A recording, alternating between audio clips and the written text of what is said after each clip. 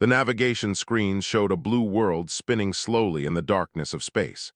Orin pressed her fingers against the cold metal console and felt her hearts beating faster than they should. 30,000 years had passed since her people last visited this planet. The record said humanity would be gone by now, dead, extinct, just another failed species that destroyed itself before reaching the stars. But the sensors told a different story. Cities covered the continents below. Lights sparkled across the dark side of the planet like scattered diamonds. Satellites orbited in perfect patterns. Radio signals bounced through space carrying music and voices and data. This world was alive in ways that should not be possible. Lena moved closer to the viewing port. Her skin shifted to a darker shade of blue as worry rippled through her body. As first officer of the Silent Witness, she had read the same ancient files that Orin studied. Humans were supposed to be violent, primitive, unable to control their destructive impulses. The Varath had left them behind because staying seemed pointless. You could not save a species from itself. "How many people live down there?" Lena asked quietly. The computer responded in its flat tone. "Estimated population is 9 billion organisms, multiple urban centers detected, advanced technology signatures present, unified communication network active." 9 billion. Orin felt something heavy settle in her chest. The Varath had abandoned these people when their population barely reached a few million scattered tribes. Now they thrived across an entire world. "We made a mistake," Orin said. The words felt strange in her mouth. The Varath did not make mistakes. They calculated. They measured. They decided based on data and logic. But looking at this impossible blue planet, Orin knew the truth her people would never want to admit. A junior officer named Roth approached from the communications station. His neck ridges were raised in confusion. "Captain, we are receiving a signal. It appears to be directed at us specifically." "That is impossible," Lena said. "We have stealth systems active. They cannot detect us." Roth touched his tablet and a voice filled the bridge. It spoke in perfect Varath language with only a slight accent. "Unidentified vessel in high orbit, we welcome you back to Earth. We have been waiting a very long time for your return. Please respond on this. Frequency when you are ready to talk." The bridge went silent. Every crew member turned to look at Orin. She felt their confusion mixing with her own. Humans should not know the Varath language. They should not know a ship was here. They definitely should not sound so calm and welcoming about visitors from a civilization that had left them behind like unwanted children. "How do they know our language?" Lena asked. "How do they know we are here at all?" Orin thought about the real reason they had come to this system. The Silent Witness was not an exploration vessel. It was a recovery ship. 30,000 years ago, a Varath cargo ship called Eternal Dawn had experienced critical engine failure near this planet. The crew had no choice but to land on the surface. They sent distress signals, but by the time help could arrive, the Varath High Council had already decided to cut all contact with Earth. The crew and cargo were declared lost. Acceptable casualties in the name of progress. But the cargo on that ship was valuable, irreplaceable, experimental biotechnology that could transform dead worlds into living ones. Seeds and organisms designed to create breathable atmospheres on toxic planets. The project had been abandoned as too expensive, but the High Council never forgot about those pods sitting somewhere on Earth. Now they wanted them back. "Sir, what do we do?" Roth asked. His voice carried the uncertainty everyone felt. Orin looked at the blue planet turning below. She thought about the 5 Varath crew members who had crashed here so long ago. Their bones must be dust by now. But what if they had made contact with humans? What if they had taught them the language before they died? It would explain so much.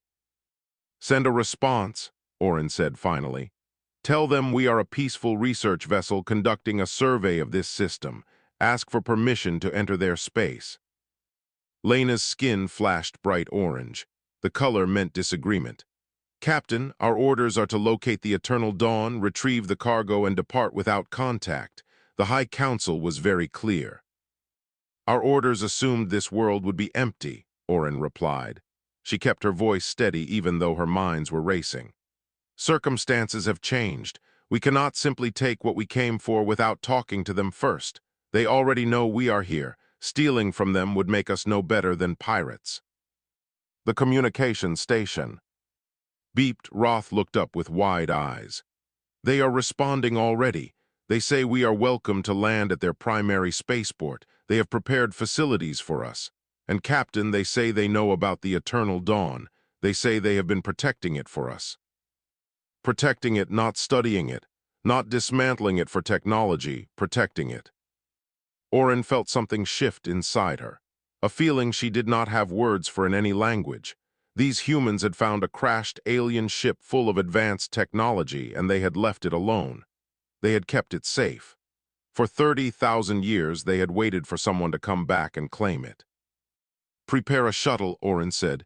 We are going down there.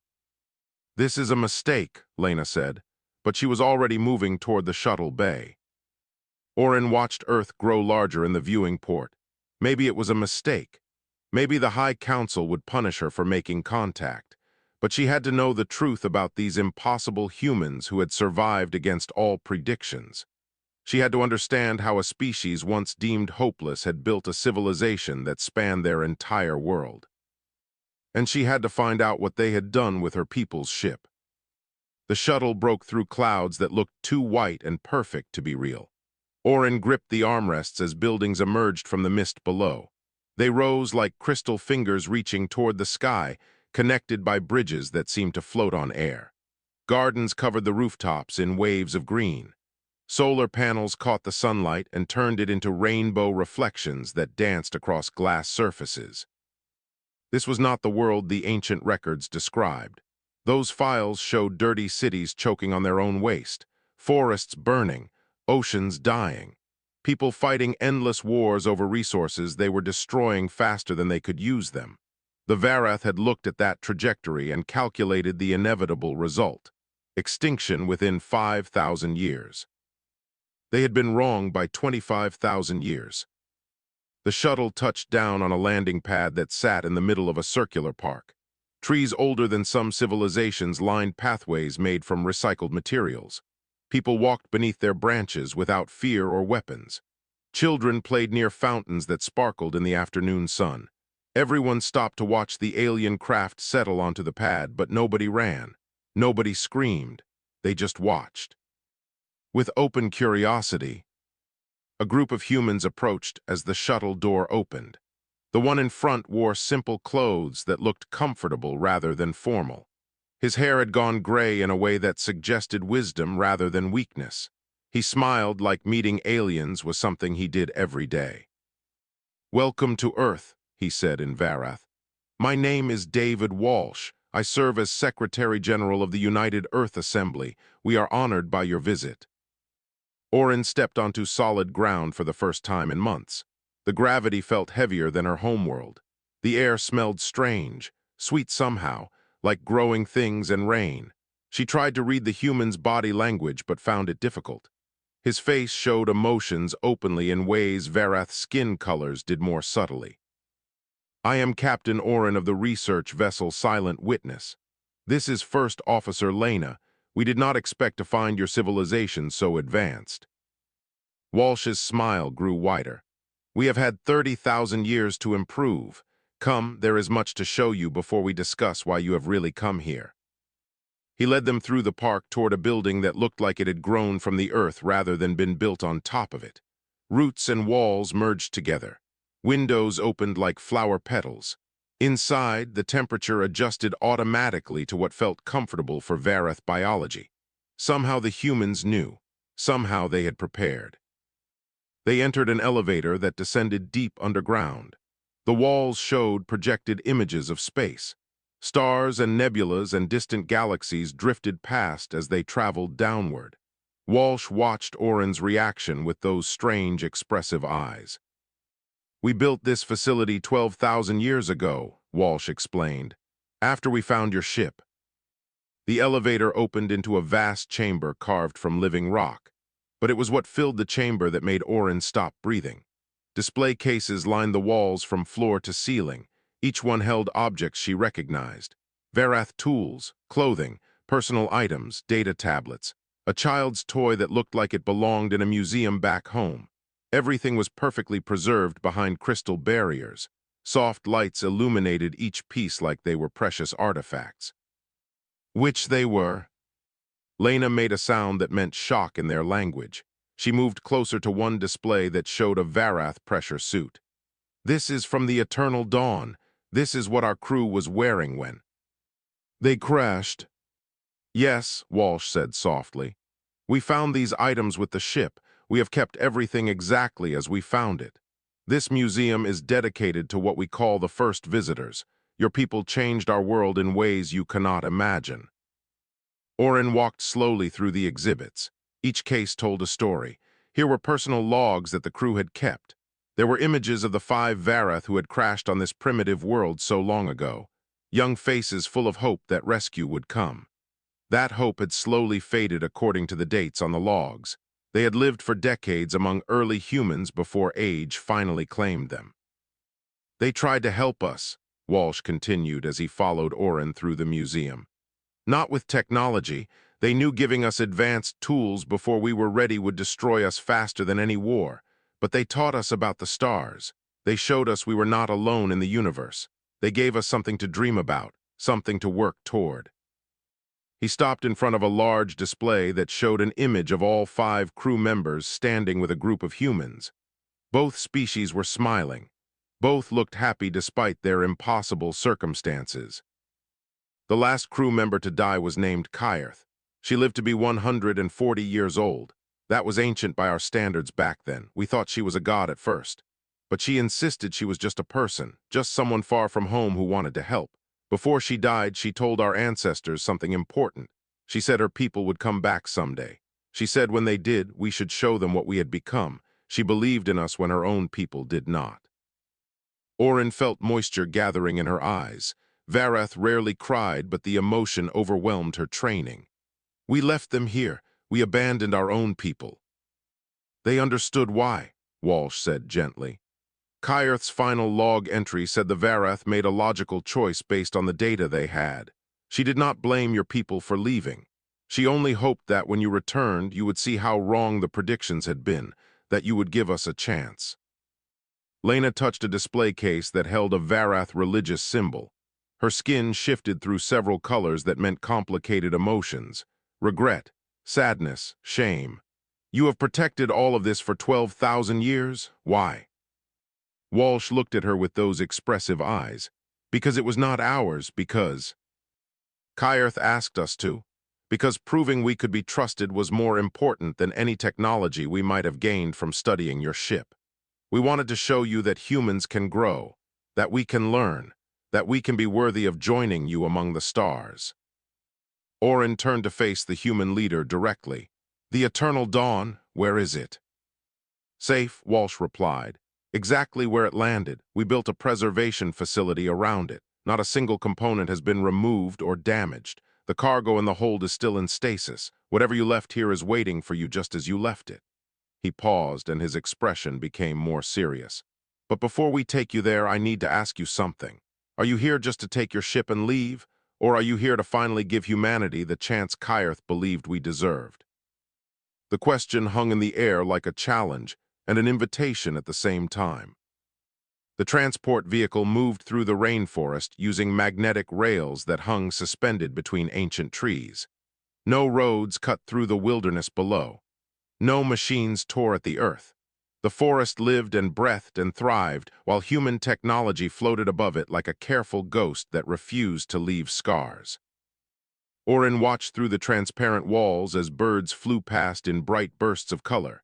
Insects the size of her hand crawled along branches thick enough to build houses on. This was the Amazon, Walsh explained. One of the last great forests from before humans learned to care about tomorrow. They had almost destroyed it once. Now they protected it with the same intensity they once used to tear it down. We nearly lost everything, Walsh said from his seat across from her. Climate collapse, mass extinction, wars over water and food. For a while it looked like your predictions would come true. We were going to destroy ourselves. He gazed out at the forest sliding past. Finding the eternal dawn changed our perspective. We realized we were fighting over one small planet while an entire universe waited out there. It seemed stupid to kill each other over temporary problems when we could be working toward forever. Lena sat in silence beside Orin. She had not spoken much since leaving the museum. Her skin stayed locked in a dull gray that meant she was processing difficult thoughts. Finally, she asked the question that had been bothering them both. How did you learn our language? How did you know? We were in orbit. Walsh smiled that strange human smile. Kyrth and her crew taught our ancestors the basics of Varath speech. We have spent thousands of years studying and perfecting it. We wanted to be ready when you came home. As for detecting your ship, we have been watching this system very carefully for a very long time. We knew someone would come back eventually. Your stealth technology is impressive, but we have had 300 centuries to develop our sensors. The transport slowed as they approached a massive dome that rose from the forest canopy like a soap bubble made of diamond. It was bigger than any structure Orin had ever seen. Sunlight passed through its transparent walls and scattered into rainbows that painted the trees below. Inside the dome, she could see something dark and angular, something that looked like home. The Eternal Dawn sat exactly where it had crashed 30,000 years ago, but instead of rust and decay, the ship looked almost new. Its hull gleamed under artificial lights. Support structures held it carefully in place. Monitoring equipment covered every surface without touching the ship itself. Humans in white uniforms moved around it like worshippers attending a sacred temple. A woman met them as they entered through an airlock. She was older than Walsh with hair that had gone completely white. Her eyes held the kind of focus that came from dedicating an entire life to a single purpose. She bowed slightly as she introduced herself. I am Patricia Reeves, Chief Conservator of the Eternal Dawn. My family has served as guardians of this ship for 400 generations. It is the greatest honor of our civilization. 400 generations. Orin did the calculation in her head. Thousands of years of people dedicating their lives to protecting something that was not even theirs, something they could have studied or dismantled or sold for profit.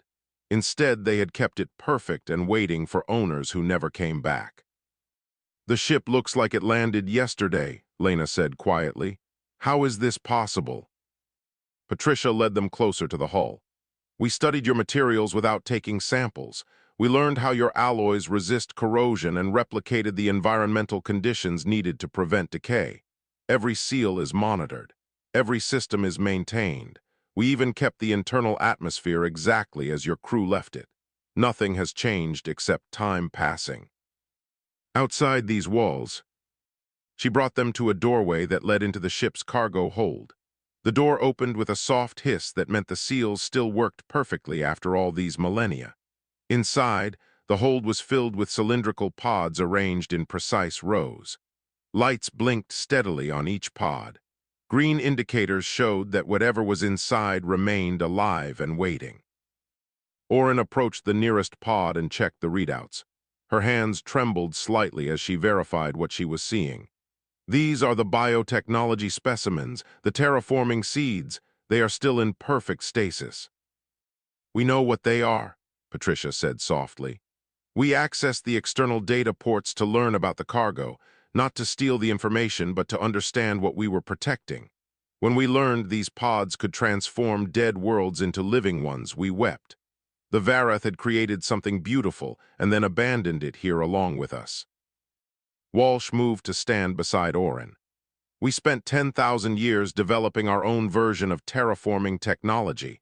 We wanted to prove we could contribute something useful when we finally met you. We wanted to show that humans are not just caretakers, but creators, that we deserve to be your partners, not your charity cases. Lena finally spoke up. Her voice was rough with emotion. Why? Why do you care so much about what we think of you? You have built a thriving civilization without any help from us. You could have used the technology in this ship to advance even faster. Why did you wait? Patricia looked at the rows of pods with something like love in her expression. Because Kyrth asked us to. Because she believed her people were better than the choice they made when they left us behind. She believed the Varath would eventually realize their mistake and come back. She wanted us to be ready, not with weapons or demands, but with evidence that we had become worthy of standing beside you. Walsh pulled out a small device and activated a holographic display. An image appeared showing a Varath female with wise eyes and gentle features. She looked directly at the camera with an expression that transcended species. This is Kyrth's final message. She recorded it 2 days before she died. She asked us to show it to whoever came to retrieve the ship. The image of Kyrth began to speak. Her voice was old but steady. If you are watching this, then my people have finally returned. I lived my whole life on this world after our ship fell from the sky. I watched humans grow from primitive tribes into something remarkable. They have capacity for such cruelty, yes, but also for such compassion. They destroy and create in equal measure, but the important thing is that they learn, they change, they improve. She paused and her expression became more intense. Do not judge them by what they were when we crashed here. Judge them by what they chose to become after meeting us. If they have protected this ship as I asked them to, then they have proven something important. They have shown that honor matters more than advancement, that keeping promises matters more than temporary gain. These are the qualities that make a civilization worthy of the stars. The hologram faded, but Kyrth's words remained hanging in the air. Orin felt something breaking inside her, not breaking apart, but breaking open, like a shell cracking to let something new emerge. Her people had been wrong, not just about humans, but about themselves. The Varath prided themselves on logic and calculation, but they had let fear make their decisions for them. Fear that a young species would drag them down, fear that helping others would cost too much. Fear that made them abandon both humans and their own crew members. We will return the ship and cargo to you with full ceremony, Walsh said, but we have a request. The conference room overlooked Earth from a space station that humans called Gateway. It orbited high above the planet where the curve of the world was visible in all its impossible blue beauty. Orin sat across from Walsh and 4 other human representatives while her crew waited in an adjacent chamber. The weight of what came next pressed down on her like gravity from a dying star. We want a treaty, Walsh said without any of the diplomatic dancing Orin expected.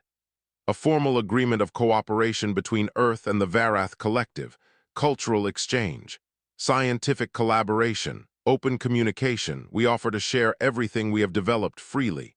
No conditions, no demands for technology in return, just the opportunity to prove we can be reliable partners. Orin felt her skin shift through colors she could not control. Surprise, confusion, suspicion. You would give us your technology for nothing? No species does that. Everyone wants something in return. A woman named Dr. Helen Akora leaned forward. She was a scientist who specialized in what humans called xenobiology. We want only one thing, Captain, recognition. For 30,000 years, we have been alone wondering if we were worthy of the galaxy. We have built our civilization on the hope that when you returned, you would see us as equals rather than primitives. That is worth more than any trade agreement or resource exchange. Lena accessed her communication device and her expression darkened. Captain, we have received orders from the High Council. They are very clear. We are to retrieve the cargo and depart immediately. No treaties, no cultural exchange, no further contact with Earth. The humans in the room went very still. Walsh's face showed an emotion that Orin was learning to read. Disappointment mixed with resignation, like he had expected this but hoped for better. They do not believe you, Orin said quietly. It was not a question.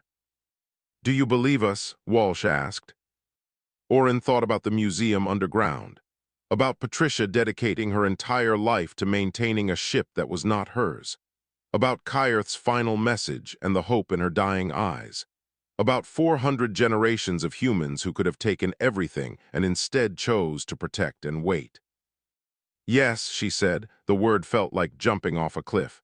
I believe you, but my belief does not change my orders. A young man named Carlos Santos spoke up.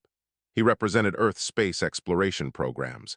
Captain, we have 43 ships ready to launch on missions beyond our solar system. We have been ready for 500 years. We have been waiting for permission that we realize now will never come. You are going to leave again, and we will return to being alone. The only difference is now we know for certain that the galaxy does not want us." The pain in his voice cut through Oren's careful composure. These people had spent centuries preparing for a moment that was being taken away from them because of decisions made before they were born, because of records that were 30,000 years out of date, because the Varath could not admit they had been wrong. "There is something you should know," Dr. Okoro said carefully. "We have not been completely honest with you about our capabilities. We wanted to prove we could be trusted before revealing everything." She activated a holographic display that showed the solar system, but it was not the solar system Oren had observed from orbit. This display showed dozens of installations scattered across the inner planets, mining operations on asteroids, research stations on moons, habitat modules orbiting gas giants. Humans had not stayed on Earth. They had spread through their entire system while keeping it invisible to outside observers. "We have stealth technology that equals yours," Dr. Okoro explained. "We could have hidden from your sensors completely. We could have let you take your ship and leave without ever knowing we existed. But we chose to reveal ourselves because hiding seemed like cowardice, like admitting we were ashamed of what we had become." Lena stood up abruptly. Her skin flashed bright red. "You have been lying to us. You presented yourselves as peaceful and honest while concealing your true strength. This is exactly the kind of deception the High Council warned about." "No," Walsh said firmly. "This is exactly the kind of strategic thinking any spacefaring civilization develops.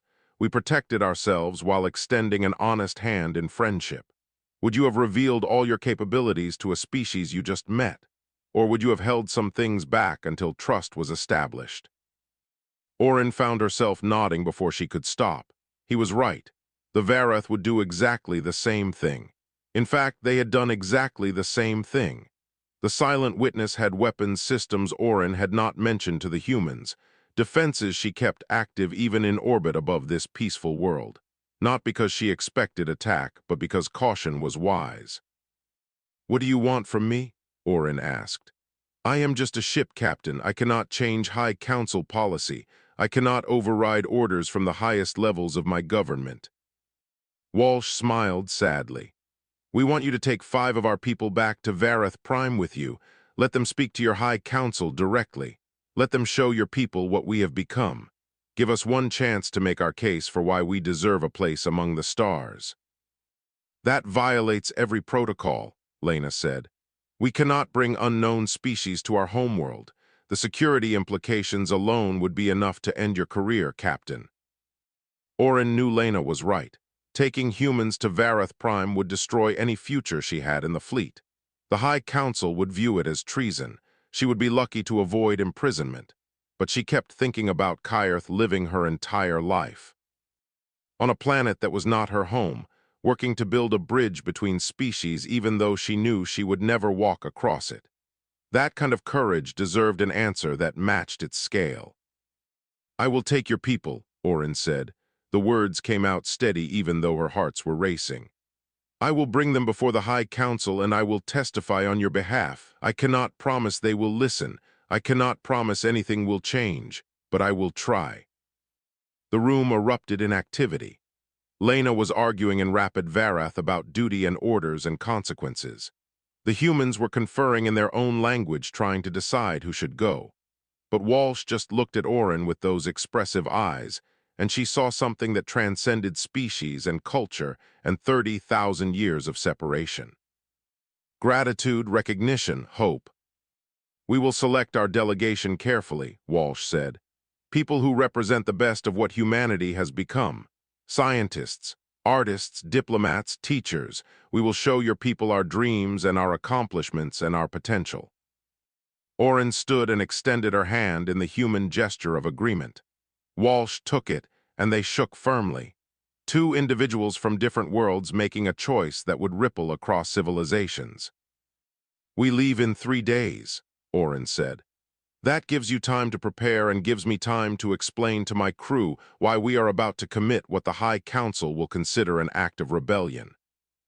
The journey to Vareth Prime took 6 weeks traveling through the strange, folded space that made faster-than-light speed possible. During those weeks, the Silent Witness transformed from a military vessel into something that felt more like a cultural exchange program that nobody had authorized. The 5 human delegates lived in converted cargo spaces that the crew had hastily modified for human biology. Walsh led the group along with Dr. Okoro, Patricia Reeves, Carlos Santos, and a woman named Yuki Lin who taught philosophy at universities across Earth. They moved through the ship like they belonged there, curious about everything but respectful of boundaries. Oren found Walsh in the observation deck on their 12th day of travel. He stood watching the distorted starlight that marked their passage through compressed space. The view looked like reality was melting and reforming constantly, beautiful and disturbing at the same time. "Does it bother you?" Oren asked, as she joined him at the window, being so far from home. Walsh considered the question carefully. Oren had learned that humans often paused before speaking when they wanted to give honest answers rather than easy ones. "I spent my whole life preparing for this moment. Every decision I made was aimed at being ready when your people returned. Now that it is happening, I feel more excited than frightened. This ship is taking us toward everything Earth has dreamed about for thousands of years." In the mess hall, Dr. Okoro sat with the ship's medical officer discussing comparative biology.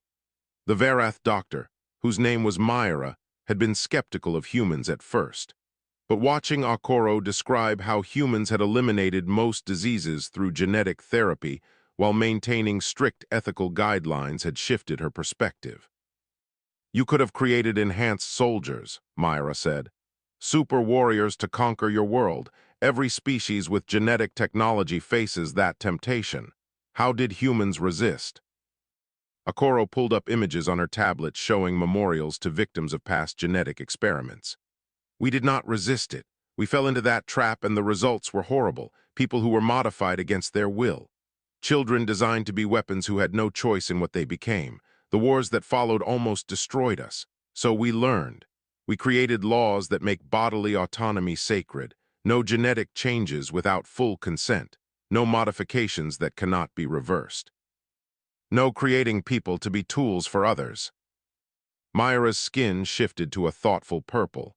"You learned from mistakes rather than repeating them forever. That is unusual." "That is humanity," Okoro replied.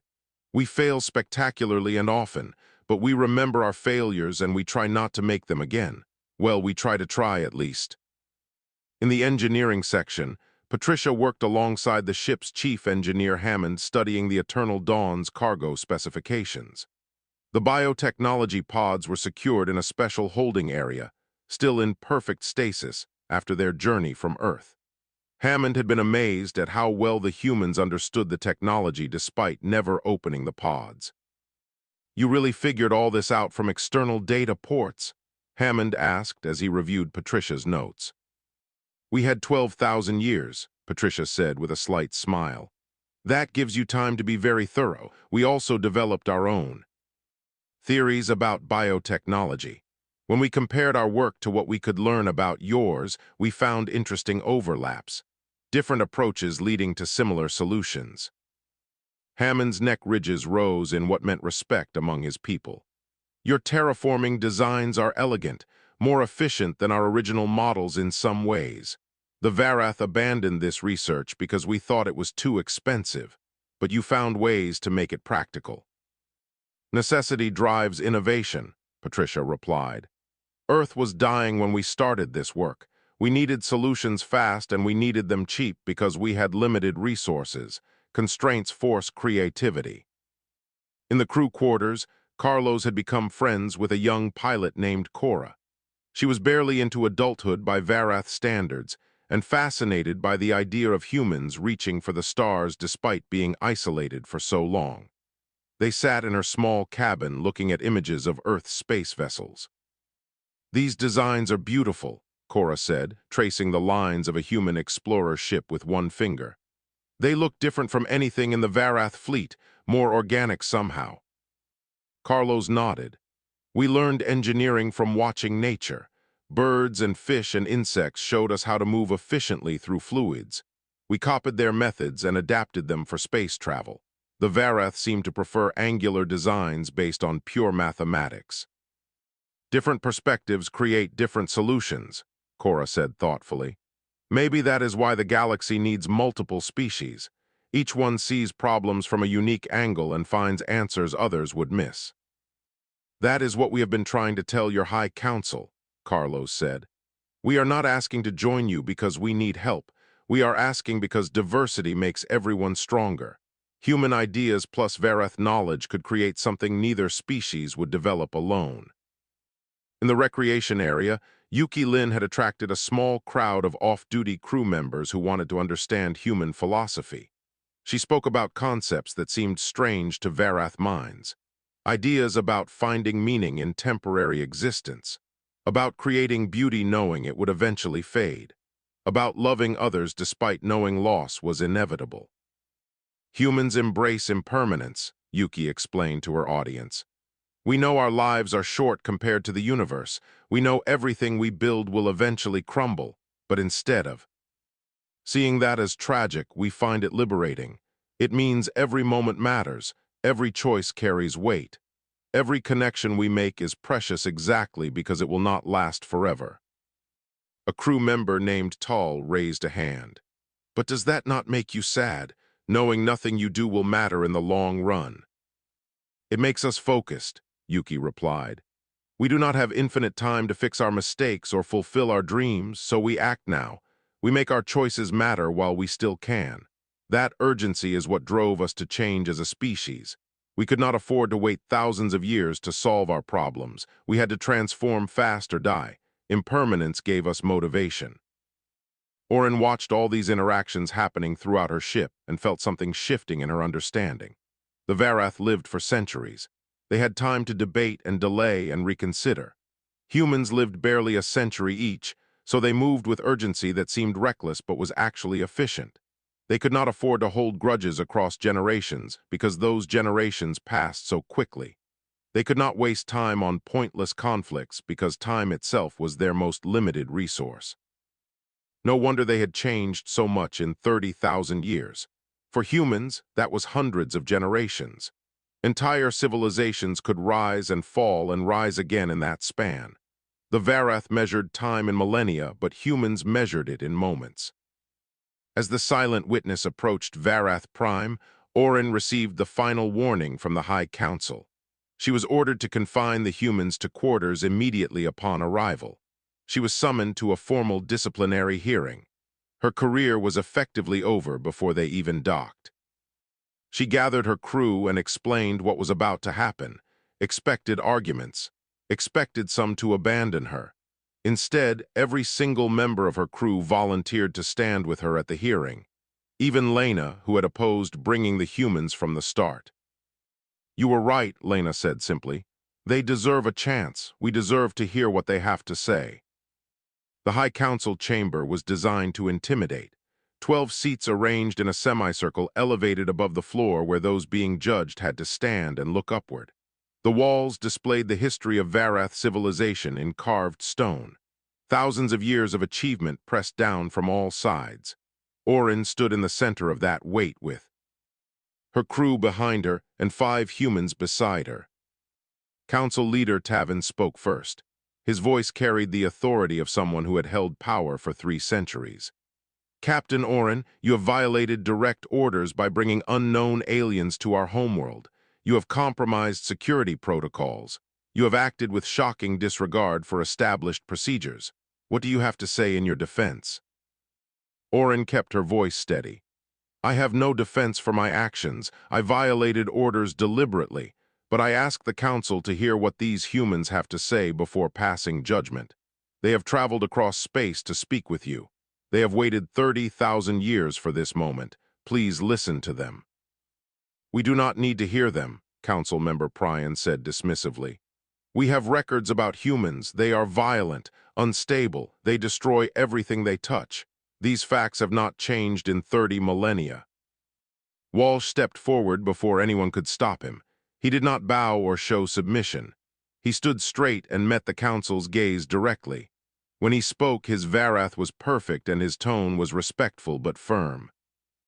Your records are wrong, not because they lied, but because they captured only one moment in our development. Yes, we were violent. Yes, we were unstable. We destroyed forests and poisoned oceans and killed each other over resources and beliefs. All of that is true, but that was not the end of our story. That was barely the beginning. He activated a holographic display that filled the chamber with images of Earth. Not the dying world the Varath remembered, but the thriving civilization it had become. Cities that worked with nature instead of against it. Technology that healed instead of harmed. People of different cultures and beliefs working together because they finally understood that cooperation was the only path to survival. We changed, Walsh continued. Not because we wanted to, but because we had to. Finding your ship taught us we were not alone. That knowledge transformed us. We spent 12,000 years protecting something that was not ours because it was the right thing to do. We developed technology you abandoned because we needed solutions to problems you never faced. We became worthy of the stars by choosing to grow instead of staying trapped in our worst patterns. Council Member Saren, the youngest member at only 80 years old, leaned forward. With interest, you protected the eternal dawn for 12,000 years. Why not study it? Why not take the technology for yourselves? Patricia stepped forward. Because it was not ours to take. Because the last surviving crew member, Kyrth, asked us to keep it safe for when you returned. Because honor matters more than advantage. Because proving we could be trusted was worth more than any technology we might have gained. The council chambers went quiet. Oren could see several members shifting in their seats. They had not expected this. They had prepared to hear demands or threats or desperate pleas. Instead, they were hearing something more dangerous. They were hearing the truth. Dr. Okoro spoke next. We are not asking for charity. We are not begging to be saved. We offer an exchange of equals, our medical research, our ecological solutions, our social frameworks for managing diversity. We will share everything freely because we believe cooperation benefits everyone. The question is not whether humans deserve to join galactic civilization. The question is whether the Varath are willing to admit they were wrong about us. Tavin's skin flushed dark blue. Anger or embarrassment, Oren could not tell. You dare accuse this council of error. You come to our world and insult us. I accuse you of nothing, Dr. Okoro replied calmly. I simply state a fact. You made a prediction 30,000 years ago based on the data you had. That prediction was incorrect. Admitting error is not weakness. It is the foundation of wisdom. Every scientist knows that being wrong is how we learn to be right. Yuki Lin added her voice to the others. The Varath pride themselves on logic and reason, so let me offer you a logical argument. Isolation makes civilizations stagnant. Diversity drives innovation. By cutting off contact with humanity, you denied yourselves access to perspectives and solutions that could have advanced your own development.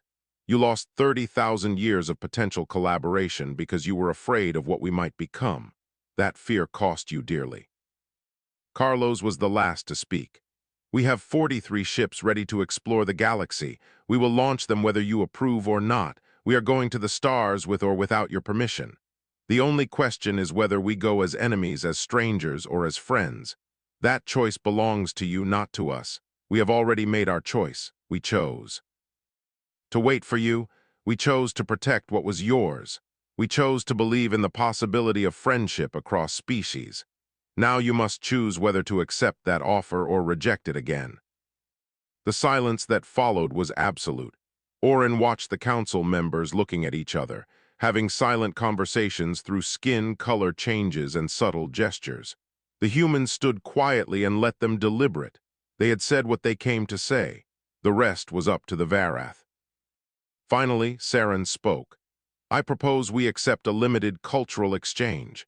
5 humans remain here as ambassadors.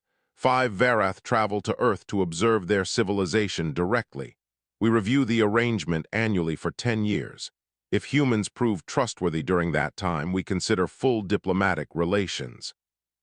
That is not enough, Prion protested. We cannot risk full contact based on words and promises. Then we risk nothing, Saren countered. A small exchange to test the waters. If they disappoint us, we end the program. If they prove themselves, we gain allies who have already demonstrated honor and patience. The logic is sound. Tavin considered for a long moment. Finally, he nodded. We will vote. The vote was close, 7 in favor, 5 against, but it was enough. Orin was demoted and reassigned to Earth as one of the 5 observers. She did not mind. As she walked through human cities and spoke with human scientists and learned about human dreams, she realized she was exactly where she needed to be, building a bridge that should have been built 30,000 years ago. Walsh found her one evening watching the sunset from a park in Tokyo. He sat beside her without speaking. They watched the light fade into colors that had no names in either language. "Thank you," Walsh said finally, "for giving us this chance." "Thank you," Orin replied, "for showing us we were wrong, for being patient enough to wait, for becoming something worth waiting for." Above them, stars began appearing in the darkening sky. Human ships and Varath vessels orbited together now. Different designs, different purposes, same dream, and somewhere in that shared dream the ghost of Kyrth smiled.